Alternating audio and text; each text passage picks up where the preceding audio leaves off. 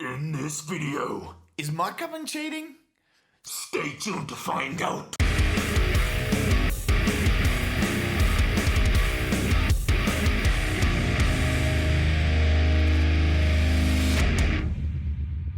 So in this video, I want to discuss the controversial topic of mic cupping.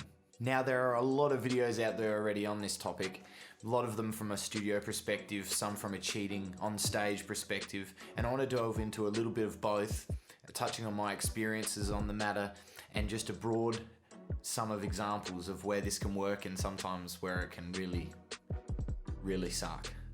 But firstly, I think we should start off by talking about microphones in general and their inner workings. That way we can better understand what we're actually doing when we cup the microphone and if that's a good or a bad thing for the microphone. The typical microphone you'll run into as a vocalist in the studio and on stage will be the typical microphone that you're going to run into as a vocalist on and off the stage will be a dynamic. Your standard SM58 on stage, and most of the time an SM7B in the studio.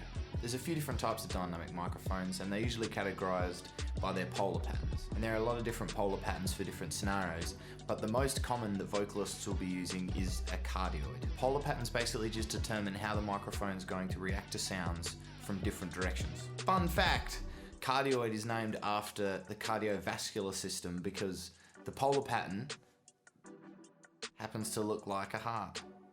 Now, what this shape does is illustrate how sensitive the mic is from particular angles. Now, what it's showing us is that the microphone is more sensitive from the front as opposed to the sides and the rear. Pretty obvious, right? Feedback! Now, we all know feedback, and that is that awful whistling sound that we hear at gigs. From a live perspective, the main reason cupping the mic may be a big no-no will be because of the feedback factor. Now, the feedback factor is just something I made up for the sake of this video. But what I'm trying to say when I use that term is that the microphone is going to be a lot more sensitive to feedback. Now, what is feedback? From a technical perspective, it's actually the mic hearing itself through your monitoring system, your wedge on the floor. And all that sound really is the microphone hearing itself through the wedge and continuously amplifying that signal. And it gets stuck on a loop and she takes off. Just like that. So when you're cupping the mic, you're actually increasing your chances of that feedback happening. And why, you might ask? Well, I'm going to try and explain that very vaguely, just so you get a rough idea, and then we're going to carry on into some real world examples. And these microphones, they actually have a little inbuilt defense mechanism against feedback. So you may have ripped the cap off your microphone before. You should declean it. It stinks. It's freaking rank.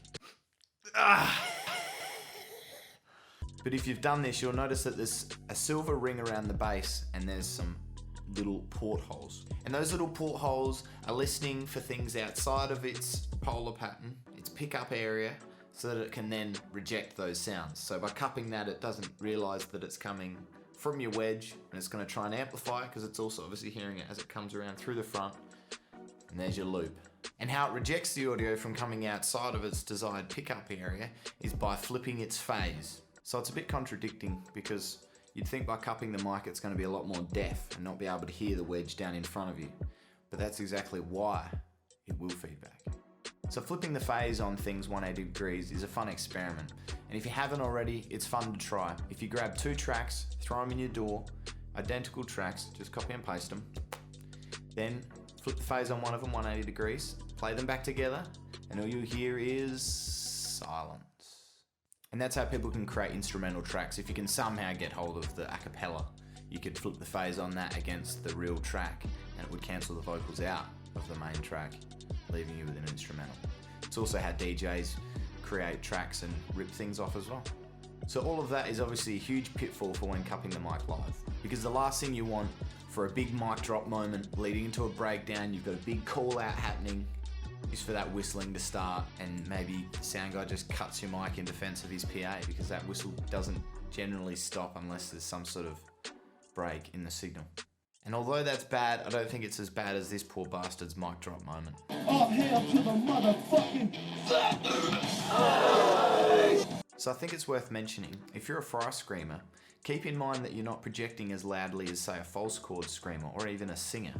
So the sound guy is going to be compensating for this with a lot of extra gain on the soundboard. This is going to largely increase the possibility of feedback.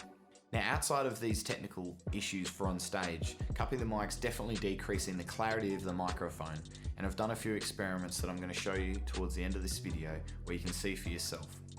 Now, a lot of people will say that cupping the mic will increase the low end of your scream, giving the illusion of a deeper scream. And that is kind of true, but it's more down to the resonance that you're creating by cupping. So this could be a cool thing to do. Now, my personal favourite reason for cupping the mic will be to protect my teeth. Now, I'm definitely not covering the mic and cupping it in a traditional sense, but I'm definitely decreasing the clarity of the mic and increasing my chances of feedback. But taking that into consideration, it's 2020, so my band anyway isn't running wedges, we run in-ears, so the chances of getting a loop happening between my mic and the wedge is pretty minimal. By minimal, I mean 0 chance. So I think I'm safe. But a lot of my friends give me shit for cupping the mic, and I'll just throw a few photos up of me cupping the mic, and you guys can be the judge and tell me whether or not I am or not. I tend to grip it nice there, and I like to put this finger, this is the safety finger, and this is so it can rest under my nose, and worst case, I'm punching myself as opposed to a bit of that action, because no one wants that. And that ruins the vibe on stage, I can tell you that now. I've done a few of them, and it's not cool. But I find it hilarious that us vocalists rarely know what's happening inside these things, nor how they work, or how to use them, maintain them, or anything like that. A bassist, a drummer, and other musicians, they maintain, clean, restring, and know their instruments inside out. So why do us vocalists have so little knowledge of these things? I mean, it's all we've got to do on stage is worry about this little tiny thing. 99% of the time, we don't even bring them. We borrow them fucking venues. So I think with a better understanding of these little things, we can definitely be a better vocalist on and off the stage. So it's definitely worth a read. So now let's get into some examples. We've talked about how these can increase and change the tonal characteristics of your scream. And from a creative perspective, that could be a cool thing. But let's see firsthand if this is really the case. Now I'm gonna try and do this exact same scream for the 2 examples where I'm not, and then I am cupping the mic so we can really hear the difference. Now first I'm gonna try a traditional grip with a mid scream. Ah! Ah! And now try a traditional grip with a deep scream.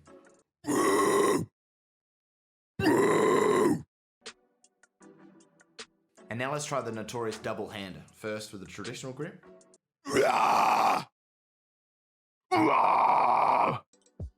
And now the same with the deep. I think for tunnel throating it kind of sounds kind of cool. And now let's just try some weird thing. The double cup.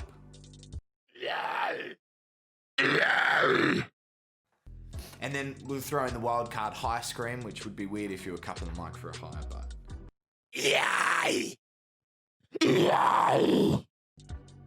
And if you're wondering why the sound kind of changes there between my screaming, it's because I'm talking through my condenser, but I'm obviously screaming through the 58. But I've done a few experiments prior to this video, and I definitely find it interesting. I feel like the clarity really takes a dive when you're doing a mid scream in a cupped position. But I think for the lows, it adds a lot of extra resonance and can make it sound a bit more thicker, which could be cool.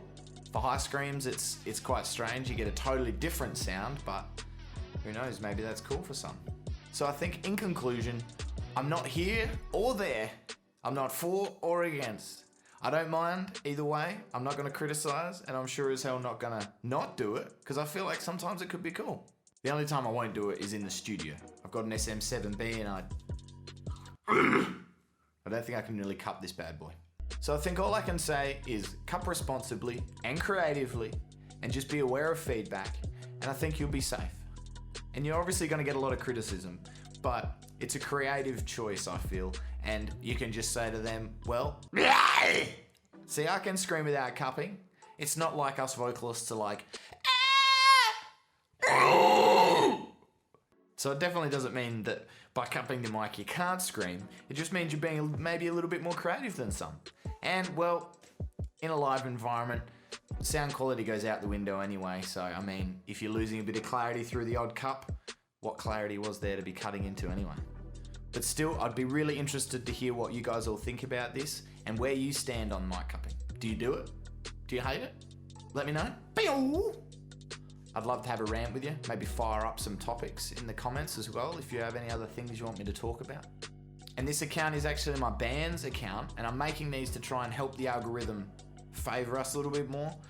YouTube's a hard nut to crack, so we thought that maybe putting out some like regular videos, YouTube might, favor us and like us a little more when we drop our music videos. So by liking and subscribing, it really does help. So please do that, and stay tuned for more videos. We're going to try and keep this as a weekly thing.